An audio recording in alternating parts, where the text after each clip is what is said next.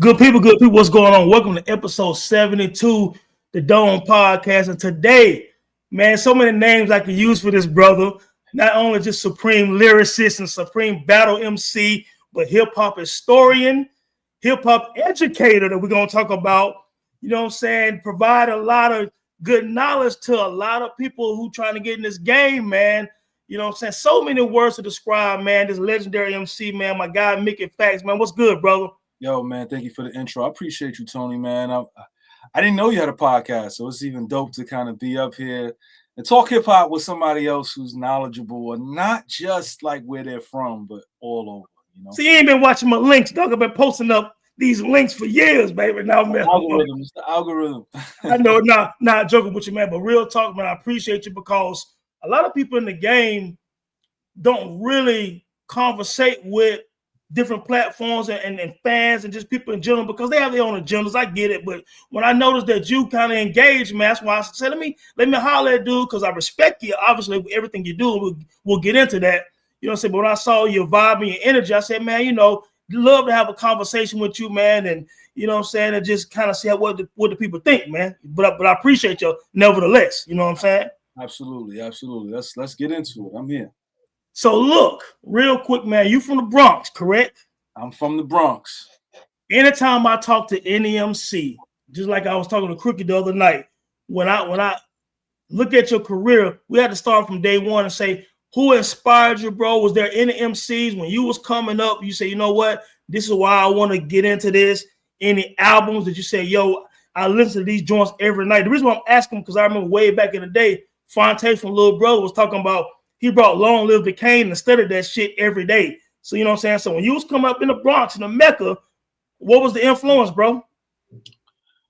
The first time I ever heard Big Daddy Kane and saw him, ain't no half stepping. You know, like I was 8 years old. I'll never forget. Like I saw him on I guess it was like Video Music Box, and he was dancing. He had the fade, and he was rhyming. He knocked some nigga out in the ring. He was rapping good. Yeah. I just thought this was like, he was like a superhero to me. Like I was like, yo, I didn't know what was happening. What is he doing? So from there, you know, I began to kind of just, you know, be a lover of hip hop, right? Just like love hip hop. So it was Kane. Kane was my introduction into hip hop. Okay. And my introduction into writing is Bone Thugs. No, wait a minute. Oh, wait.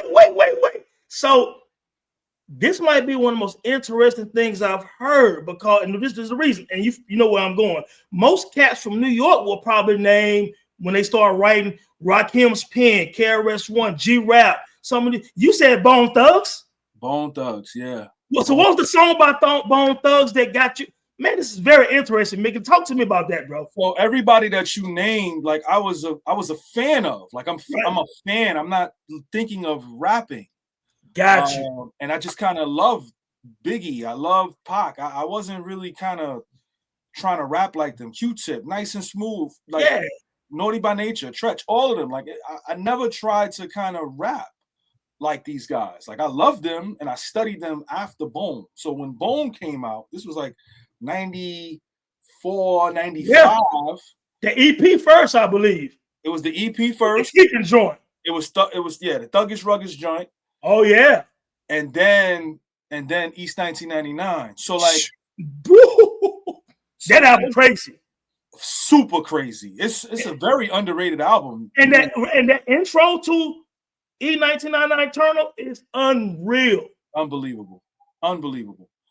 And for me, you know, I think people kind of overlook them in that 1995 realm because of how great, you know, Raekwon was, how great Mobb Deep was. Yeah. But Bone kind of owned 95 low key. Like in the Midwest, they were monsters. Monsters, right? Yes. So First of the Month was a very popular song. Yeah. And my friends loved the song, but nobody knew the words. So I wrote all of the words out. and I was the only one who ever knew all of the words to First of the Month. Right. Okay. So then from there, I started writing all of their lyrics out, and I started reciting all of their lyrics. And then that's some homework right there. Yeah. And then from there, and now think about this, right, Tony? Like, think about as a New York artist, his first time writing out lyrics and rapping is fast. Yeah. It's not Rakim, it's not Kane, it's Bone. So now I'm like, okay, well, if I could do this with Bone, I could do this with everybody. So I started writing Big stuff out, J stuff out, and then I started rewriting their stuff, like as parody stuff. And some of it was to make the students laugh, my classmates laugh, misogynist stuff, like funny storytelling stuff. And then I started writing my own rhymes in 1998. So, but it started from Bone Thugs. This is real talk. First of all, it's the first time I've ever heard someone from New York say this. And don't get me wrong, there are New York fans and New York MCs that appreciate Bone Thugs. Don't get me wrong. So, because I know a lot of New York cats that follow me might think, yeah, I'm not doing no buy. I get it. But it is very, it's great to hear that. So I'm trying to think of the words because I've never experienced nobody, especially an MC such as yourself from New York, to say, hey, the first time I started writing rhymes down, I wasn't necessarily writing the words from Paid in Full or Midnight Marauders or Ready to Die. I was writing E1999 Eternal. I promise you, the only MC from New York to say that. I promise that. Yeah. You know what I'm saying? So, but it's a very underrated group. They're lyricists, and I think a lot of people don't understand that Bone Thugs are lyricists. Like Twista is a lyricist. You think that rapid fire, they ain't spitting shit, but they spitting. Yeah. They just found their lane. They found their lane. You know what's funny, Mick? I did a tweet a long time ago, and I reposted it yesterday, and I said that lyricism is just delivered differently in every region. Yes. But the same way we look at, like, let's say, Outkast lyric in the South, Bone Thugs in the Midwest, Dog Pound on the damn West Coast, even though we know what Corrupt from and all that, whatever. But and as far as like in the New York group, MOP or whoever, Prodigy, whatever, all of them are lyrical, but the culture where they grew up at dictated how they spit the rhymes. Yes, and how they sounded. Yes. And you a lyricist, so am I on the right page? Absolutely. And I think a lot of times, I thank God for the internet, right? Because I feel like that opened up people's ears and their eyes to see it's not just about New York. It's not just about, Ohio. It's not just about Chicago. It's not just about Atlanta. It's not just about Miami or California. There's also other pockets of spaces. Facts. And accents, right? Accents change how rhymes are said, how rhymes are heard, and how you can actually bend your words. And I think that is what also led me to Bone Thugs. You know what I'm saying? Yeah, man, because me being in North Carolina, it's a melting pot here, right? You know what I'm saying? Because I'm 49, bro. I've been around a long time. I scratched Run This Records 86. So I've been around a long time. And we loved, of course, New York. Nas my favorite MC. Everybody know that. But Outkast my favorite, the best group to me. Tribe my favorite group. But anyway, nevertheless, you know what I'm saying? We in North Carolina love the North. We love the East, as far as like the all East Coast. We love Midwest, the South, of course, and the West Coast. So with a melting pot down here, man, you saying Bone Thugs warms my heart, man, because when I first heard Thuggers Workers Bone and this joint on the show soundtrack called The Everyday Thing, it's an everyday thing. You remember that joint? Yep, Everyday Thing, Thuggers Workers Bone, For the Love of Money, For the Love of Money, Easy versus Nuts. Easy standing on a quarter coat, slinging rocks. Here come the motherfucking cops. Yo, Easy was just that dude, but yeah, man, like much respect for that, man. I'm glad that you said that, man. For anyone who listen to this podcast tonight, yo, man, go back and really do the knowledge on Bone Thugs, man. But outside of that, man, just real quick while we on your coming into the game, man, outside of Bone Thugs, man, and of course you're a fan of a lot of MCs, but there's like outside of Kane, man, the 2 or 3 other guys kind of stand out that you really cop their albums and really listen to a lot in New York. Yeah. I mean, obviously Biggie. Biggie early on was he was a huge influence for me. Huge influence for me. Did you ever get a chance to meet him? No, I was You was a youngster though too. yeah, I'm 42, so Yeah. I was like 13 when he passed away. Yeah.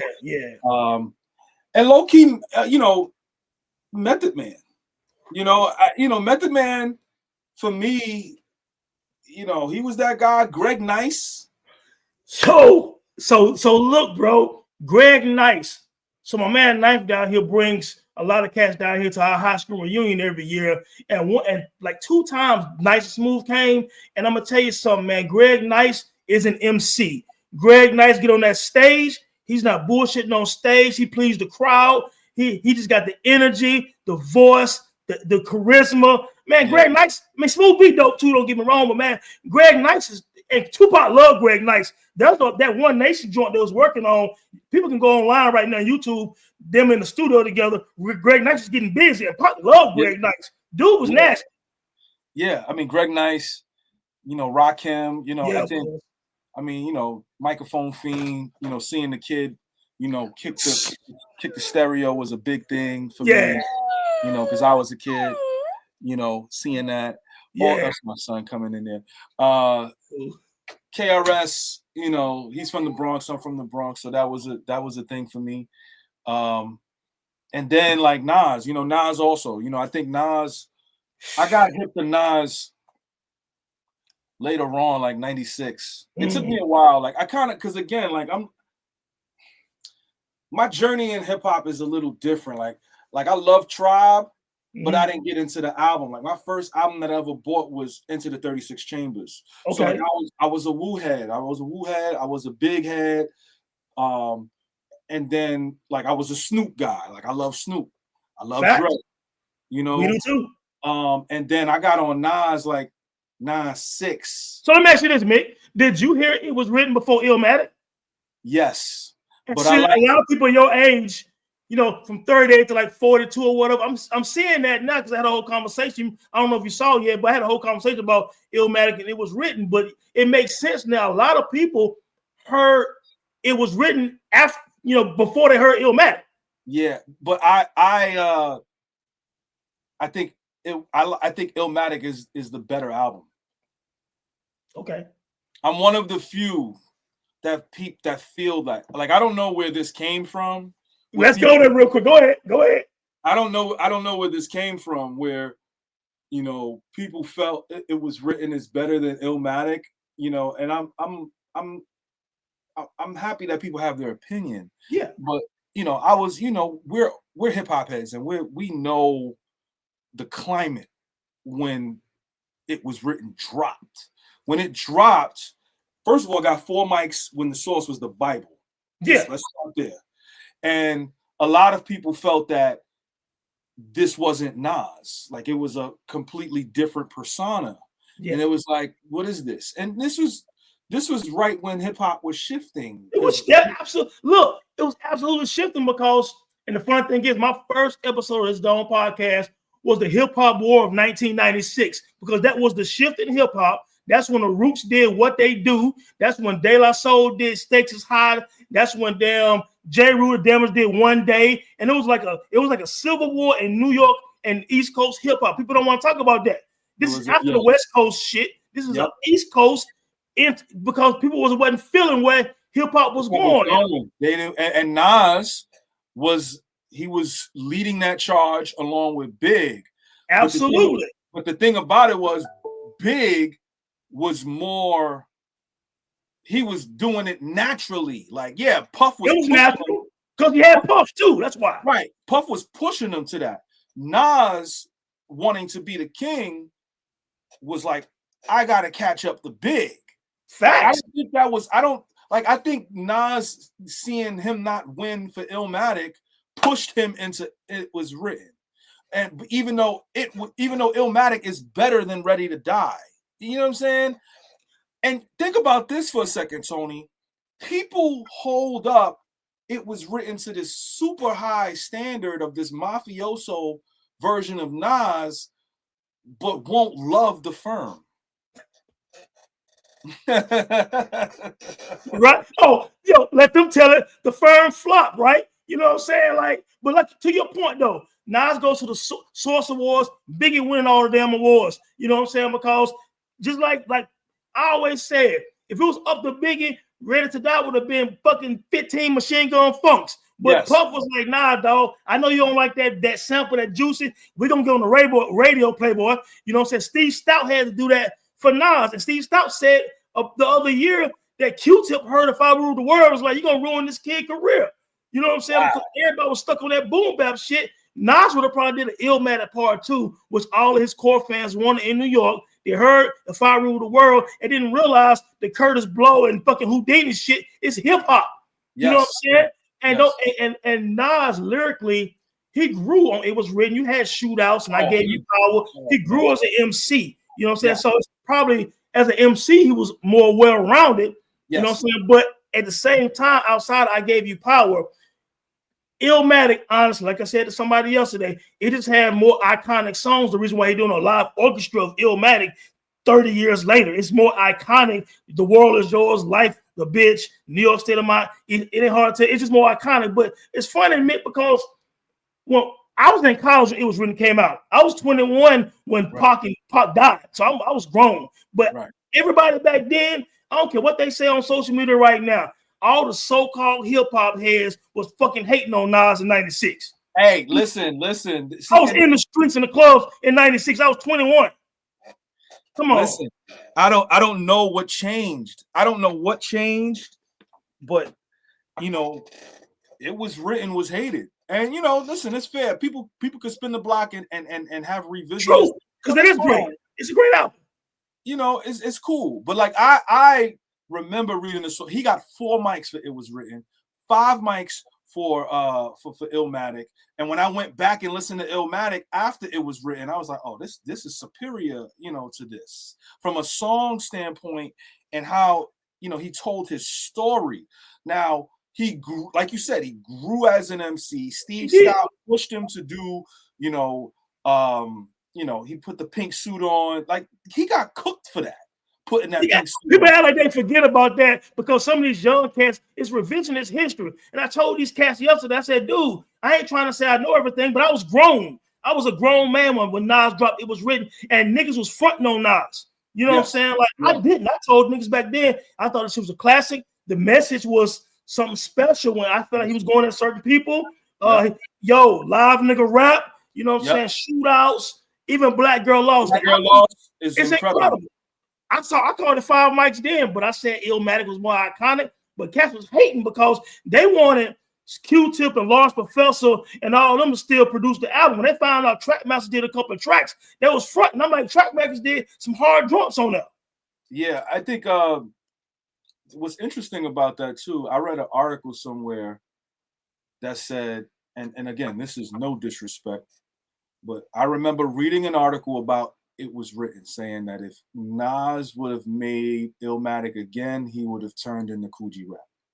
No, I made it worse than that, bro. I tweeted Mick that if Nas would have listened to fans and not Steve Stout, he could have been OC or J. Rue the Damager, dog. And that's no disrespect to them. That's no disrespect. There's no disrespect because OC is an amazing MC. Word Life is amazing. Jewels is amazing. And a lot of other shit he did. We know J. Rue, Sunrise in the East, Wrath of the Math, all that. But, and even Buckshot Shorty, you know what I'm saying, as dope as he was, he still, at the end of the stage, he had to stay a certain way because he was a backpack nigga. They wanted Nas to be the king of the backpack niggas with the boom bap produced Pete Rock and everybody. Steve Stout said before, I looked at this kid, I saw a star. And he said, Nas trusted me, and we had to go, because Puff did the same thing with Big. That's why Big said on Life or the Death, he spit some darts at Nas, because he knew Nas had to catch up to him. Yeah. You know what I'm saying? So, but yeah, nevertheless, man, just funny how, and you see it sometimes, revisionist history is something hilarious, man, when it comes to social media, man. Like, we're going to forget what actually happened when it happened. Listen, I was in high school, and we were reading the Source magazine. There was no double XL, and we were seeing what they were saying. You know, like it was tough. It was tough. Like the competition in 95, 96, 97 was brutal, you know, and Brutal. it was a On the lot East and West. from the East and West. And, Yes. then the South came, of course. You know, I love when Andre said the South got something to say because we did. And it happened where it happened.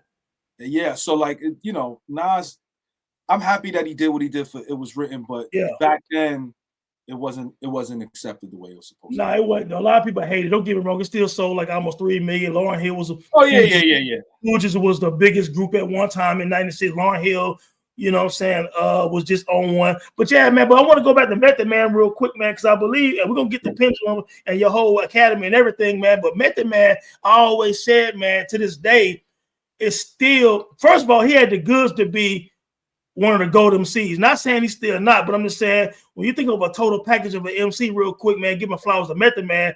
You know, his voice, flow, cadence, star power, he could make, you know, even when I look at Tikal, man, which I love, I'm one of the few people who fucking love Tikal, and he'll do all that, you know, the joint with Mary J. Blige, but what the blood clot, you know what I'm saying? So yeah. I was always like, Meth was always, and he sounded good on 36 Chambers. He sounded good on, he had some great verses on Forever. I'm just a forever Method Man fan, man. I know you rock with him, man. Just speak on Meth again for me real quick, bro. Again, you know, my first tape that I ever purchased was, you know, Into the 36 Chambers. And, you know, you gotta listen, man, that was a thing for me, you know, being able to kind of listen to that and hear all of these different MCs. And, you know, 3 MCs at the time stood out to me. It was Method Man, Old Dirty Bastard, and Raekwon, you know. Yeah. And I was like, man, you know, this Method Man guy is crazy. The METHOD man came out, and he had a lot of standout verses. And then, you know, Tikal was super, super anticipated. Like, I don't think people understand how anticipated Tikal was. And, you know, it wasn't who the best MCs, Biggie, Jay-Z, and Nas. You know, it was who's better, Biggie or Method Man. Like, it was like, that was the conversation. I mean, facts. What? On the what? He's the only person on, just like AZ the only person on Illmatic, Meth the only person on Ready to Die. Yes. He's the only person on Ready to Die. And, you know, Bring the Pain was a very incredible single. So, like, the anticipation for Tikal was through the roof. It was. If Method Man makes Illmatic, we have a different hierarchy. We have a completely different hierarchy. Meth had all the goods. Yes. And I think RZA said, I think Method Man is one of the ones, just like Deck and a few other people, I think some of his music got lost and they had to re-record. Tikal, I'm actually one of those people who, bro, I like Tikal. Meth versus Chef, Blood Clot, PLO style. It was dark and gritty and ugly and everything for me. And so it matched his voice. Yo, I really wasn't mad at Tikal, man. Like, me personally. I don't know. I know, I get it. I don't know, man. Like, I gotta revisit it. But so, you know, remember this though, Mick. RZA during that moment. So yeah, when you think about Tikal, but then you turn around, you got Return of 36 Chambers, which has some great production. Then you got Raekwon and Ghost. When you think about Only Built for Cuban Links, man, you can argue the Only Built for Cuban Links is maybe a top 5 album in hip hop history in terms of the production is futuristic. It's a perfect album from all the way up to North Star. You know what I'm saying? Like, it's, you know, then you got Iron Man. You got Liquid Swords, which is a dark, monstrous album. So unfortunately, now think about Method Man having the beats to one of those albums. You know, if he would listen, I don't know what happened with that, you know, and, you know, maybe, you know, I don't know because, you know, like, again, I was a huge Method Man fan, and, you know, I felt that, you know, that was the one. You know, I thought, I was like, this is what's going to be what it's going to be. Like, I remember getting to Cal, you know, Release Your Delf. I like that record. I like You're All I Need. I like Bring the Pain, Meth versus Chef. All of these PLO style. All of these records is fire. And then I don't know. But then what's crazy is this man still was able to cook every feature. Still cooked Ice Cream. Still cooked Fourth Chamber, Shadow Boxing. Still cooked Triumph. Still cooked Red. Oh, he cooked How High remix. Oh my gosh! Like it's like what the hell? Like, you know what I'm saying? Like, so and then the whole Redman, the Rock Wild, the whole Redman projects and tours and just he always found a way to stay relevant. And you know what? The reason why to this day, to me, he gets so much respect because Meth never thought he was bigger than the culture. He started doing work with Conway and all these other rising MCs and rocking with all of y'all. You know what I'm saying? He never thought, and so he's respected because he still gives back to the culture. Yeah. And that's big, man. So now moving into outside of your favorites, man, all this stuff, you coming into the game, man, you know, what was your first song you wrote that got noticed, man? The first song that I wrote that got noticed was Sean, about Sean Bell getting shot 50 times. Yeah. Rest in peace, Sean Bell. He was murdered on his bachelor night by police officers in Queens, and he was shot 50 times. And I just kind of wanted to use my voice and make sure people kind of, heard from his potential perspective of what happened. So I put myself in the shoes of Sean Bell and and that kind of made a lot of noise on the internet, and people kind of took notice to that. So that was the first song that got me kind of. Let me ask you a question. Was this during the time? I know at one point Wade doing MySpace. Wasn't you doing some joints on MySpace where you was releasing all these songs? Was it doing that or before that? During that time, it was during that time. Okay, that's what I thought. I did the NERD project where I rapped over all live NERD beats. I reproduced them. That got noticed by Pharrell. Then I did Flashback, which was rhyming over all old school beats. Was you rhyming over some nerd beats too? Yeah, nerd beats. Yeah, I rapped over the nerd beats. Yeah. And then I did the Daft Punk stuff before Ye, and that kind of took off. So like a lot of it, for me, that's kind of how I got my name up. Was this leading up to because that's probably around 2007, 8, right? Was that leading up to the freshman cover XXL, whatever one? That was leading up to some of that, right? Yeah. So the freshman what was that moment like? Man, I mean, you heard what I was saying about, I know what the mics are in the Source. So the Source was the Bible for us in the 90s, in the early 2000s, up until they dissed M. And then once they dissed M, it kind of changed. There was Benzino and all that stuff, man. Yeah. It became political after that. I mean, you remember real quick on a side note, me being my age, I'm following the Source when it was basically a damn newsletter back in the early 90s when Ice Cube got 5 mics for America's Most Wanted. I go back to all the way back then. So when I started seeing, and no disrespect, but I gotta say this, when I saw Lil' Kim get 5 mics for Naked Truth, I said, "What are we doing, man?" I think she was dating one of the. I think she was Dave Mays. When once she dealing with Dave Mays, she was doing something. But then when Benzino, before the Eminem joint, he gave the Made Man for classic limited edition 4.5 mics, and I was like, "This was the Source becoming, dog." But nevertheless, and then that's XXL. Yeah, so then I started buying XXL every month, because XXL was trying, but it wasn't hitting. But it was a slow grind. It was a slow grind. But once the people from the Source went over there, then it shifted. And once they got Eminem on the cover with 50, that was it. That was it. So you got to remember, like, I got all of these XXL magazines, Source magazines, and I'm just collecting them. So to get that call from Rob Markman, he was like, we just got out of a meet. I'll never forget this call. I was in the park where I went to junior high school at. He was like, "Yo, you can't tell nobody. I just got out the meeting. You're gonna be on the cover of the XXL." And I said, "What? What are you talking about?" He was like, "Yeah, you remember the freshman cover that we did 2 years ago?" I was like, with Lupe and all of them? He's like, Yeah. yeah, you gonna be on that cover. I said, well, who else is on it? He said, so far, just you and Wale. We got to pick the other people. I said, just me and Wale right now?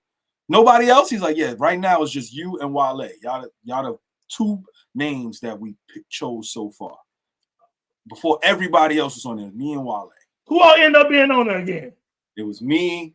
No, it was Wale, Charles Hamilton, Asher Roth, B.O.B., me, Corey Guns, Blue, Currency, Kid Cudi, and Ace Hood. Damn. Now, Ace Hood was supposed to be Jay Electronica. Oh, for real? Yeah, Jay Electronica was on tour with Mos Def. That's why he didn't do the cover. Man, that's an interesting lineup because everyone kind of went in different directions, man. Of course, Jay Electronica after Exhibit C and all this shit, everybody thought, and then you hear the ghost of Christopher Wallace and all this shit. They're like, he might be that, next. And then he kind of like became a monk and shit and pulled his Mos Def. I'm gonna disappear for a while. You know what I'm saying? Of course, and I ain't gonna name who cats I don't think is all that whatever, but some of y'all cats, man, I had high expectations for. You know what I'm saying? Yeah. There was a lot of expectations for us, because we would have. And Blue is dope, man. I like, I rock with Blue. Wale ended up having, a dope career in his own right. You know what I'm saying? Yeah. And other cats, B.O.B. had his moment. You know what I'm saying? And stuff as far as commercial success, man. But yeah, that's an interesting lineup, bro. Yeah, it was a fun day, man. Going to the newsstand, you on the covers. This is. So during this time, was you doing some of your mixtapes? Yeah, I was still doing mixtapes. I was putting the song out once a week. Crooked Eye did the freestyle once a week. Yeah, and I did the song a week. So like I kind of did the song a week.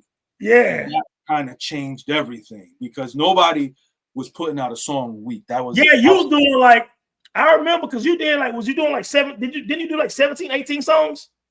I did 36 songs. Did it? Was it that many? Okay, I'm sure. You know what you did? I tell you what you did remind me of. Years later, Freeway did that Month of Madness shit. Yep. You know what I'm saying? When he was releasing all them damn songs back to back. Yep. You remember that? Yep. I remember when I was at the Yeezy concert backstage, and Don C was like, like we got Good Friday from you, right? I was like, word? He was like, yeah, you was putting out songs every week. We saw that. You know that shit, because you got to remember, at that time, nobody was doing it. So me doing it, I'm in the news cycle every week. You could Google me every week. There's something new. There's some new news happening every single week. What made you do them songs like that? I mean, what gave you that idea, inspiration? I mean, that was my A&R. Shout out to Steve O. He was like, "Yo, we gotta put something out." In January 1st, like, we gotta put something out. I said, "All right, put this out." Next week, he was like, "Yo, we gotta put something else out." I was like, "All right, put this out." He did it again the third week. I was like, all right. Fourth week, he was like, "Yo, we don't got nothing to put out. You need to do something." So I extended like a freestyle that I had already had. And then the fifth week, he was like, "Yo, you got to keep doing this. You gaining attraction." And me and him had an argument about this. I was like, "Man, I'm not putting songs out because I'm still thinking about the old era." He's like, no, you are like hot. You need to keep putting music out every week. So, because you probably thinking, I don't want to get played out. I don't want to get played out. Nothing is sticking. Not knowing that I'm gaining fans every single week. Facts. So then I put out a record with Kids in the Hall. I did a record with Theophilus London, which led to, next thing you know, I get a record with Drake and Travis from the Gym Class Heroes. We do a record on this same thing, right? What year is this, Mick? This is 2008. Okay. And then I did the Incredible record. So when I did Incredible, I put everybody on Incredible. I put Buckshot on it, Currency, Corey Guns, Sky Zoo, Stolly, like all these rappers. I like Stolly a lot too. Yeah. So all these rappers jumped on Incredible. They like, man, this is Mickey record. Why everybody jumping on Mickey? So all of this, I was just building up this buzz, and everybody just didn't know what was happening. Let me ask you this: while you was building that buzz up, you still was over on that battle rap arena as well, or had that started yet? Nah, I wasn't even battling. I It had hadn't stopped started yet, battling. right? Yeah, I stopped battling in '05, and then I just transitioned straight into music. I just stopped. Cold turkey. Changed my Got you. whole name. They didn't even know who it was me until later on. Got you. So, man, speaking of that, man, let's jump into 2024 real quick, man. Yeah, So, yeah. when I was talking to Crooked last week and he came up, we talked about, I did the West Coast edition Right. because 2024 was the year of the West Coast. You know what I'm saying? When you think about what Kendrick has done as the MVP of hip hop this year, but then Dre and Snoop coming next week, the East Siders had an album. Dog Pound had an album with Later Rage went crazy on that song Primo produced. You know what I'm saying? He had a bunch of, you had Tyler came out, you had Vince Staples. Man, the West Coast killed, man. Like, so what's your thought? Yeah, no doubt. Facts. So just what's your thoughts on 2024, man? I think 2024 is probably it's gonna go down as one of the craziest years in hip hop. I won't say one of the best years, just one of the craziest years in hip hop. We had a lot. We had, I think one of the greatest nights in hip hop happened in 2024. Like that, we got 6:16 a.m. in the morning. We got Family Matters at night, and then 10 minutes later, we got Meet the Grams, and then we wake up in the morning, and we got unfucking believable. Like, to me, like that series of events was unbelievable. I've never experienced any, like, the emotion. I've never experienced that kind of emotion ever. And I really wish Drake would have dropped right after Not Like Us. Like, I feel like it needed to be hip hop's version of Ali and Frazier. Like, Drake should have kept going, man. But that's another story. Mick, I fell in love with hip hop again that weekend, man. I'm gonna tell you why. Because, man, I did videos after each song. You know what I'm saying? And it caught a lot of traction because it was funny the way it was happening. But I was around when Ice Cube dropped No Vaseline, bro. Again, I'll be 50 in a couple of months. Right. And the love, and I remember Nas when Jay-Z dropped the Takeover, Nas came with Ether and all this stuff, like Real Time and all that. But this weekend, man, I had never seen, and this is the new social media era, I had never seen songs get pumped out that fast, fans on both sides, the excitement that weekend. I'm sitting here in my living room, man, and I'm like, Family Matters. I'm like, woo, Drake came back. I respected 3 different beats. Drake on one. And at the end of it, Drake was so confident, like, I think I got this nigga. You know what I'm saying? And then I'm chilling looking at TV. My man's texting me like, dog, Kendrick back. I'm like, nah, I already heard Kendrick. No, nigga. Family, no. He got this joint called Meet the Grams. I'm like, wait a minute. I go on my phone. I said, what the hell? And that Alchemist shit come on. I'm like, dear so-and-so. He's writing some shit to his mom and dad. And I'm like, this nigga's a menace. Yeah, you know what I'm saying? Like, what's going on tonight? I went straight live and I was like, this some Ether shit. Do y'all hear what I'm hearing? It felt like Ether. It felt like Ether. It felt like the record Pusha did. That's what it felt like. The Exodus shit? No, not Exodus. What is it called? Exodus that Wayne did. You talking about the shit he did over that Jay-Z joint? Yeah, I'm talking about that one. Yeah, when he did, yeah. When he talked about when he exposed Drake's son and whatnot. You know what I'm saying? Yeah, it was just that shit like that. And then, like you said, the next morning I'm chilling, eating breakfast.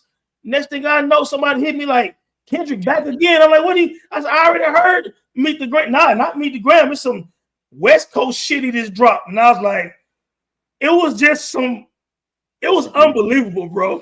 It was the greatest 24 hours in hip hop to me. To me, that might be the greatest 24 hours in hip hop. They set the hip hop world on fire. They both should be commended for what they did. You know what I'm saying? And I will always show them love for that because I've never seen the like. And like I told Crook, Not Like Us is the biggest diss song in hip hop history. This is what I mean, though. I'm not saying the best. It might be right number 15 on the best list, but the biggest because the social media era, as soon as he hit upload, the whole world heard Not Like Us. It took off in every country, sports events, TV, commercials, everything leading up to the Super Bowl. There's not another diss song that had the impact of Not Like Us in hip hop history. Ever. And I don't think that'll ever happen again. We will never see a weekend like that again, Mick. I don't think we'll ever see a weekend like that again. I highly doubt it. I mean, that was a moment in time, bro. And you know, Drake had dropped something else. You know, the Heart 6. No, not that. He dropped something on his Instagram. Oh, really? He rapped over what Kendrick rapped on his second album. I don't think I heard that. Yeah. Did he take it down? He took it down. But that's what happened. It was 616. Then it was Drake rhyming over what Kendrick rapped over on Drake's album. Then it was Family Matters. Then it was like that day, it was just mayhem. It was mayhem. And props to, and like I tell people, man, props to both of these brothers, because some reason in hip hop, you know what I'm saying, people think you can't, just because you might like one MC more than the other, but why I gotta be taking sides? Like, I remember, man, back in college, cats was like, some cats that rock with Pop wouldn't listen to Big and vice versa. I'm like, but both of them are awesome. You know what I'm saying? Like Nas and Jay-Z, both awesome. LL and Cannabis, Mo D and LL back in the day, NWA and Ice Cube, whatever the case may be. I'm like, all these cats are dope. I'm not going to turn this music off over some bias. I fuck with Drake and Kendrick for different reasons. Yep, you know what I'm saying? Like, no, hold on. Side note, dog. We'll get into this later. I don't like the way you did my nigga Royce, but anyway, I listened to that rape shit again today. I said, man, I gotta talk to Mickey about this, man. I don't like the way he did my nigga, man, but we're gonna leave it alone, man. But we're gonna talk off camera about this, man. I don't like what you did, bro. It was vicious, man. That whole RJ and damn and ransom shit. Don't do that, bro. I apologize. That was vicious. Hey, speaking of that, though, you know what? Let me ask you this, man, because you've been on both sides as far as like battling in person, battling on record. You're a lyricist, man. What makes a dope battle song to you? This song to you? You know, I think the thing that makes a good diss record is the lead up. It's the lead up. You need a lead up. You know what I'm saying? And you need to have a great beat. Either it's going to be scathing, where you're going to get dark, or it's going to be up tempo, where people could dance to it. You could be subtle and still kind of take your jabs. So those are the two kind of things. So when you look at it in history, right? No Vaseline, you could dance to No Vaseline. You could dance to Hit 'Em Up. You could dance to Back to Back. You could dance to Not Like Us, right? But then you got scathing records, right? Like Wraith or Meet the Grams or Ether, you know what I'm saying? Or Takeover, right? Like, so there's a mix between the two. Now you got to have some personals. If it's a personal thing, you got to have some personal. You got to be disrespectful. Facts. You got to be good at what you do. You got to do what you do best at a high level.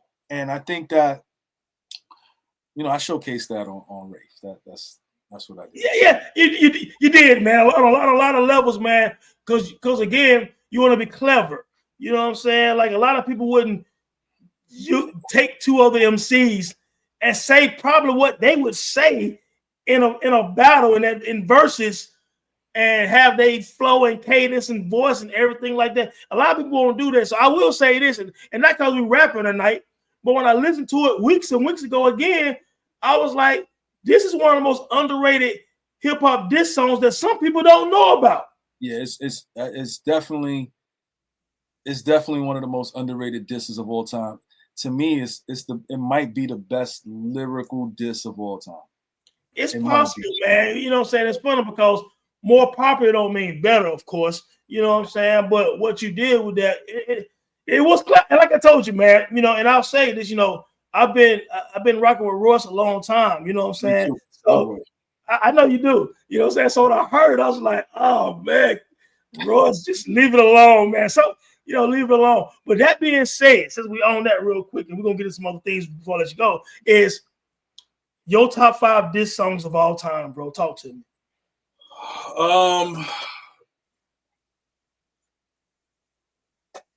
Not in order. I would have to say Takeover, Woo. Ether, Hit 'Em Up,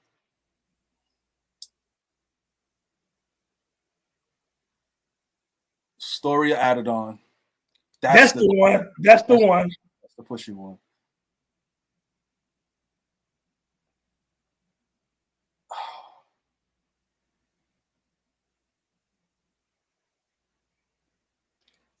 So I mean, I guess that's when it gets a little tricky at that point, because you got No Vaseline, you got Dre Day, you got Back to Back, you got Not Like Us. So I'm gonna read something to you real quick, fam. So okay, you gave me some ideas. I put up, and I'm not gonna read all of them, but I put up, this is May the 14th, 2024. I put the Dome's top 30 greatest diss songs. But I'm just gonna read a few of them to you, and just for shits and giggles. I had Ice Cube, No Vaseline, number 1, because I remember being in school at that time. I'm like, yo, Ice Cube went at NWA, and I'm gonna tell you, the way MC Ren wrote Real Niggas for NWA, if Cube wasn't Cube, they would have buried his ass. Because Real Niggas is one of the most underrated diss tracks of all time. You know what I'm saying? But yeah, I had No Vaseline, Ice Cube, KRS-One, The Bridge Is Over, Common, The Bitch in You, Nas, Ether, Jay-Z, Takeover, Tupac, Hit 'Em Up, Eazy-E, Real Motherfucking G's, LL, The Ripper Strikes Back, Jadakiss Styles, Problem Child. Then also had other ones like DJ Quick, Dollars and Cents, Cannabis, Second Round Knockout, Big Long Kiss Goodnight. You know what I'm saying?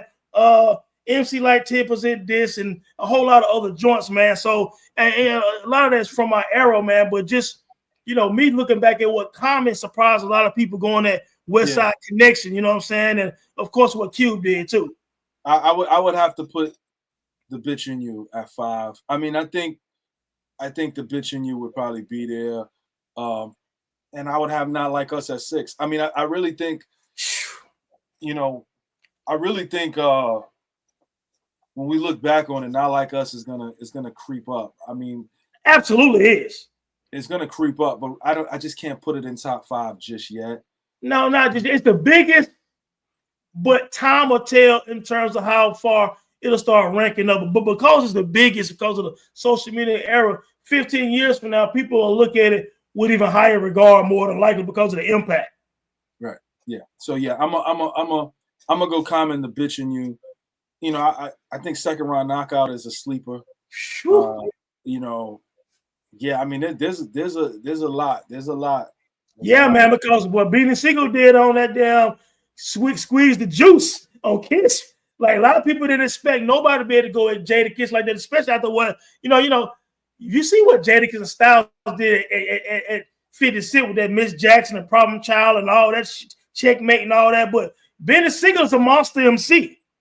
Beanie Siegel, I thought he beat Jada. I thought so too. A lot of people got mad at me, bro.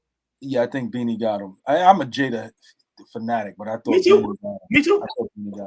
I thought Beans got him, man. But man, looking at it now, man, like when I first, wanted to hit you up, man, about hip hop, because I know what you're doing for the culture, man, with the pendulum, man. Talk to me about that. Talk to us about that, man, because this is needed in the culture, man. Yeah, I mean,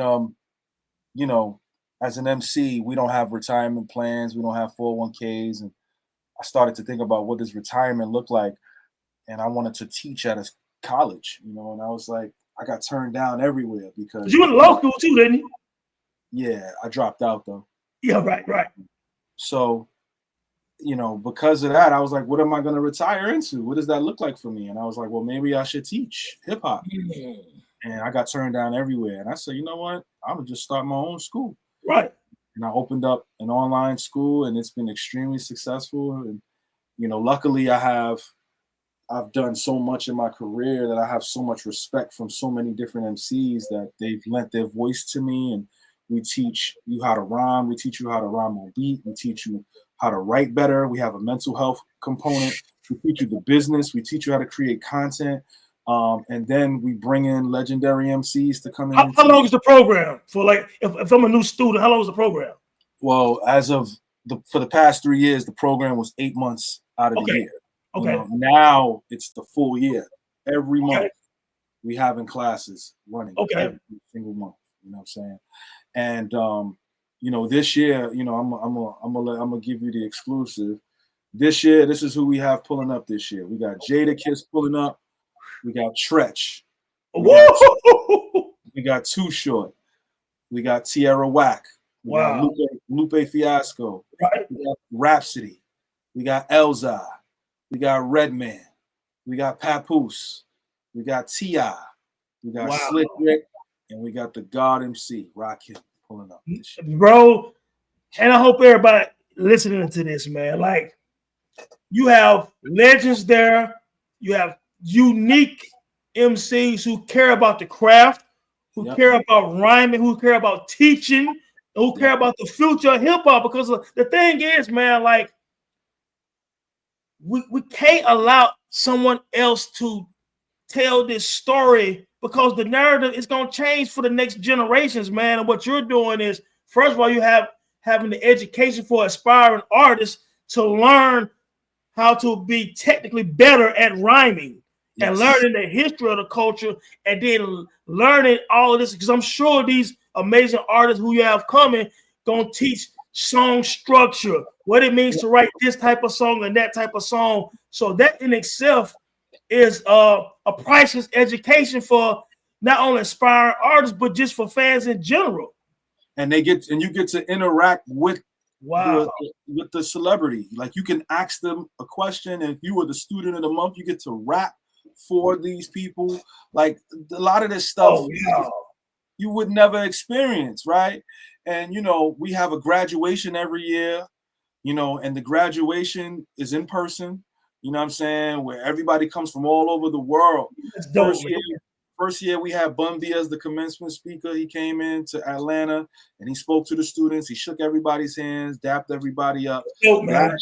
Last year we had Rook from Justice League. Yeah. You know, he came in and played beats. We had an open mic cipher for him to nuts. Black Thought was supposed to be the commencement speaker. He missed it, but he sent the video. So I was the commencement speaker last year. Okay. This year coming up, we got Corey Guns headlining one of the shows.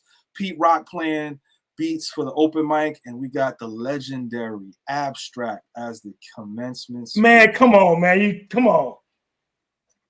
And that's what I'm saying, man. And this type of stuff, and I'm so glad, because starting tonight, I'm gonna make sure, because I went on the site and I saw everything. You know what I'm saying? Like, this is the stuff that, man, like, we gotta start pushing that even more, bro. And I want to say this to you, man, sincerely, man. Like, whatever I can do, man, you know what I'm saying, I'll make sure, bro. Anytime you got something going on, man, hey, I'll be glad to post that joint on my platform on Twitter, man, and hear and everything. Anything I can do, because I love the culture, man. And me hearing this, you know what I'm saying, like, it brings a lot to me, man, because people that know me know I'm real serious about this rap shit.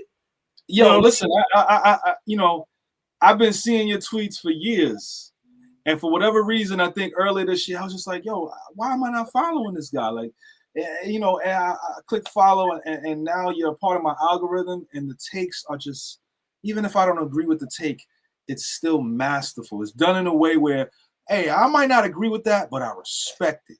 And I know why he said this.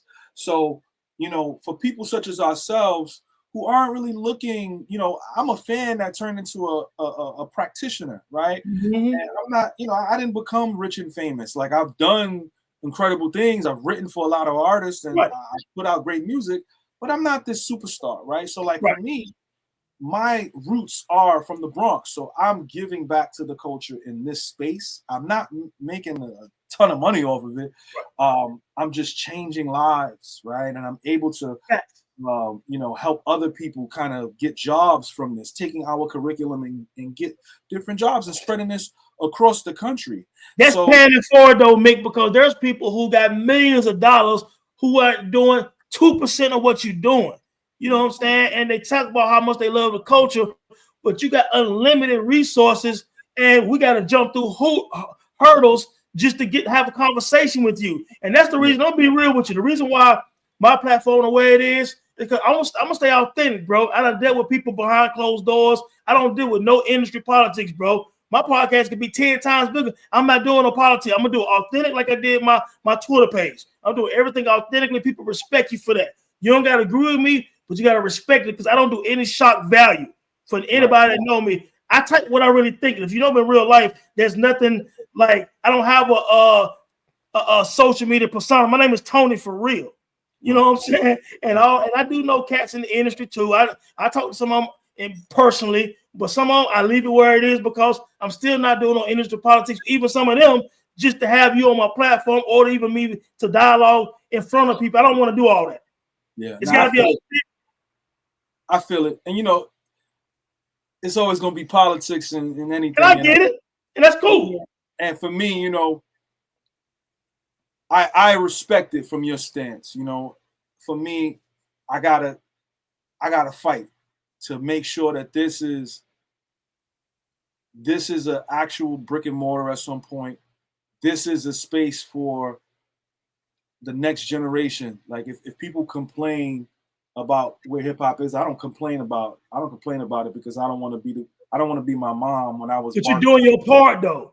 I'm doing my part. That's my point. Your academy, you're doing your part where later down the line you can say, hey man, let's say you stop 3 years from now and say, hey man, I ran this STEM academy for several years. I helped a lot of young aspiring people. I brought them into the game. I showed them things they could take in their own life and other avenues in life. Then you did your part. With me, for example, I've had a Dome website. I've been writing articles for years. You know, it does get a lot of traction still. I've done my part where if I went to sleep tonight, brother, and never woke up, if somebody went back on my thing, they can look at my takes for years and say, this guy at least loved the culture. Right. You know what I'm saying? And he spread a lot of knowledge that he had and his research and his life in it. We've done our part, man. You know what I'm saying? But don't get me wrong, I'm going to continue to do it, saying, well, you're going to continue to do it.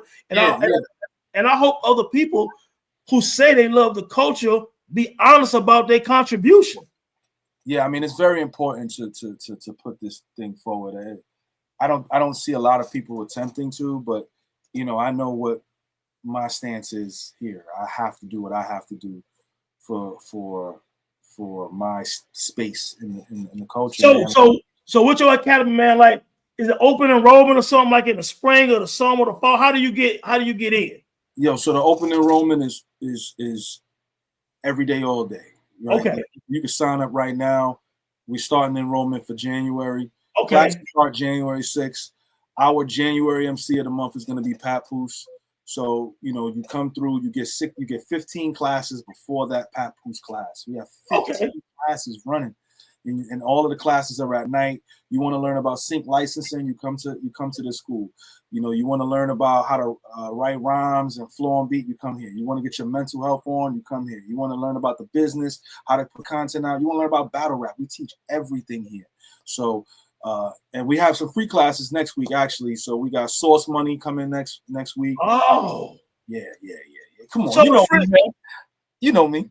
You know, we got everything. We got Source. Man, that's very dope. So when you do that, let me ask you a question real quick. So let's say when the free class comes, do you post the link to the class? How do you do that, man? So you let me know so I can post it also. So once I get the flyers and stuff, I'm gonna send it to you, Tony. And listen, you're invited to whatever class you want to come to. Okay. You know, I respect you on your platform. You want to come in and ask questions, you can do that.